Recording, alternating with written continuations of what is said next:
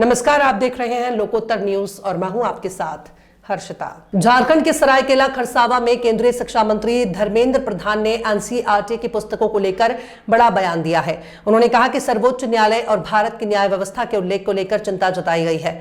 मामला सामने आने पर सरकार ने एनसीईआरटी से पुस्तकों की समीक्षा कराई। मंत्री ने कहा कि सर्वोच्च न्यायालय की टिप्पणियां सरकार को स्वीकार्य है।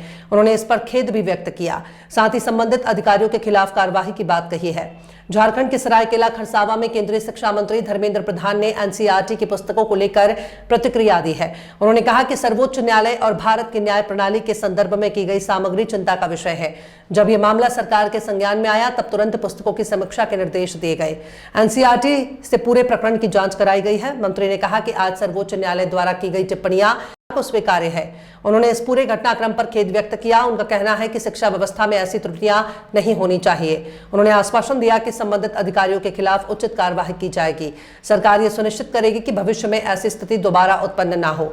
शिक्षा मंत्री ने कहा कि पाठ्यपुस्तकों की सामग्री अत्यंत संवेदनशील होती है। इसमें किसी भी प्रकार की चूक स्वीकार्य नहीं है।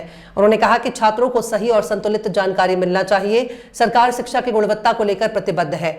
इस मामले ने शिक्षा जगत में भी चर्चा पैदा की है। विशेषज्ञों का मानना है कि पाठ्यपुस्तकों की समीक्षा प्रक्रिया और मजबूत होनी चाहिए। मंत्री ने दोहराया कि सरकार पारदर्शिता और जवाबदेही के सिद्धांत पर कार्य करेगी। उन्होंने कहा कि न्यायपालिका का सम्मान सर्वोपरि है। शिक्षा प्रणाली में सुधार के लिए लगातार प्रयास किए जा रहे हैं। ये घटना एक सीख के रूप में ली जाएगी।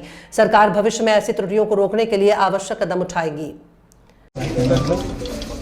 एनसीईआरटी में जो आदरणीय सुप्रीम कोर्ट के और भारत की न्याय व्यवस्था के ऊपर जो उल्लेख हुआ था, ये अत्यंत चिंताजनक है।